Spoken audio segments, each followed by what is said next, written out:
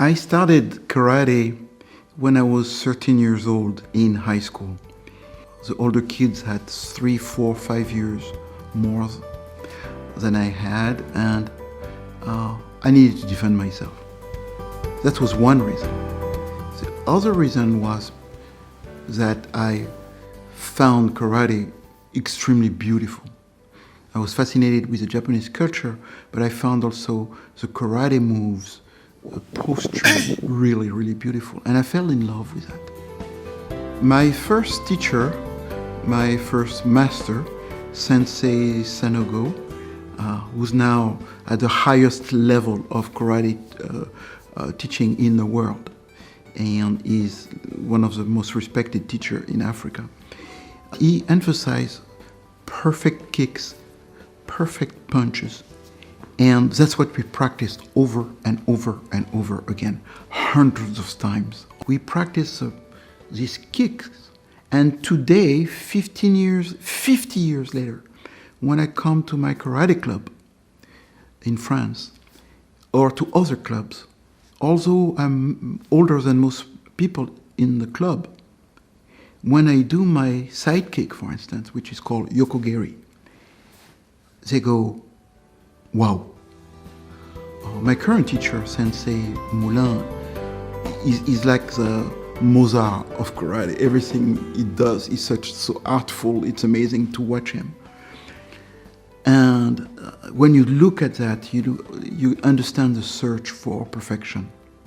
So my first teacher really had a gift. The gift we received was the search for the perfect moves, right? And once you have those perfect moves, they stay with you a lifetime.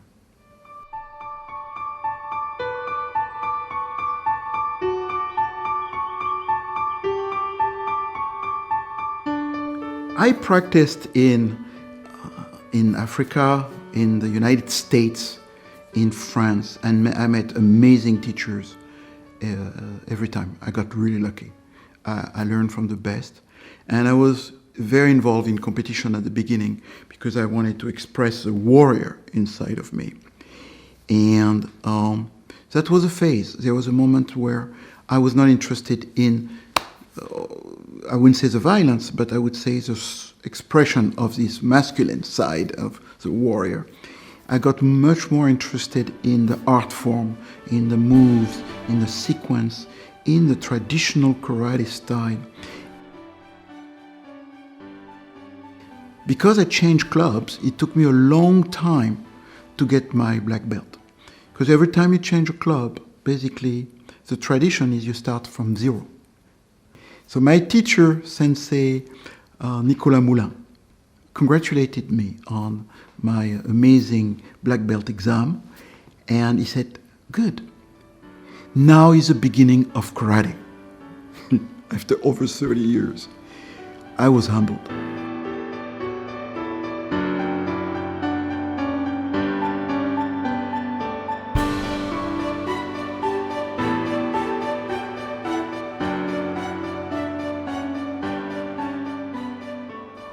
Life has been rough, and I had some anger and frustration, and it helped me channel that anger into the powerful movement that karate brings. So I became powerful,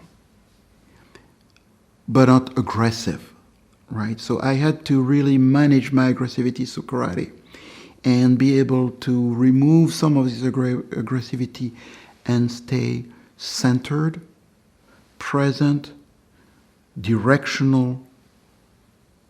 And that was a new kind of power, not the anger power, but much more the dominant, calm, master, powerful person. Ha! That's amazing.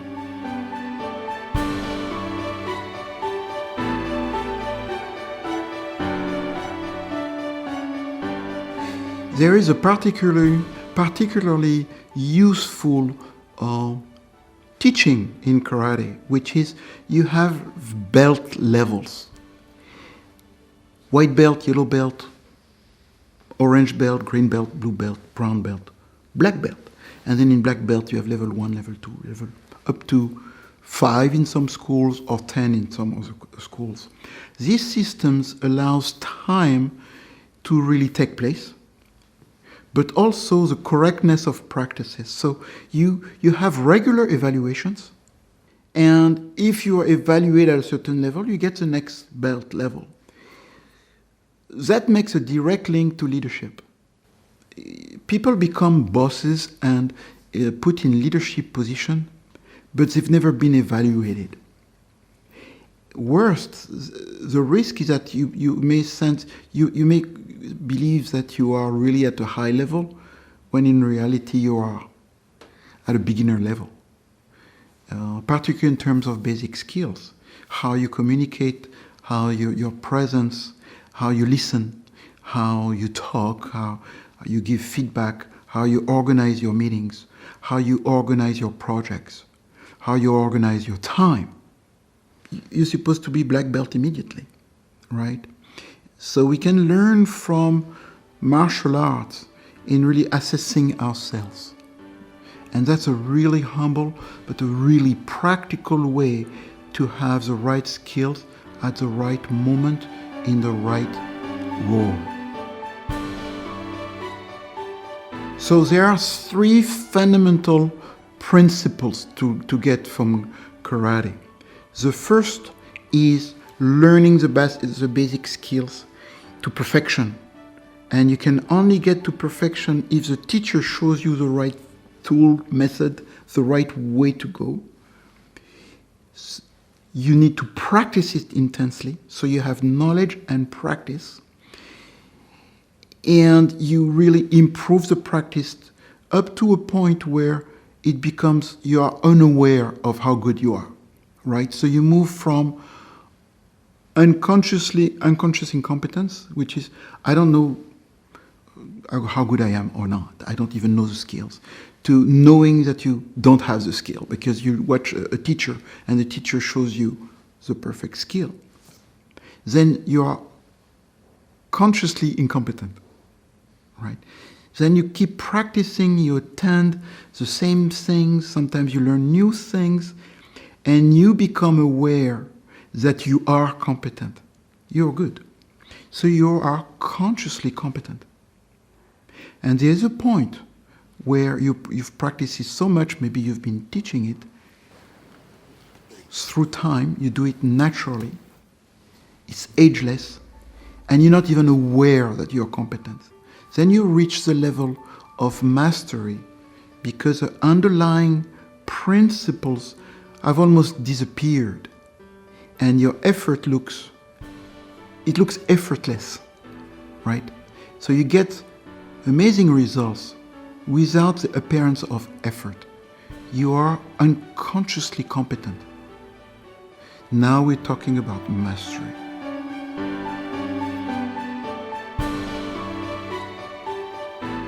So the first principle is knowledge, competence, mastery, practice, practice, practice.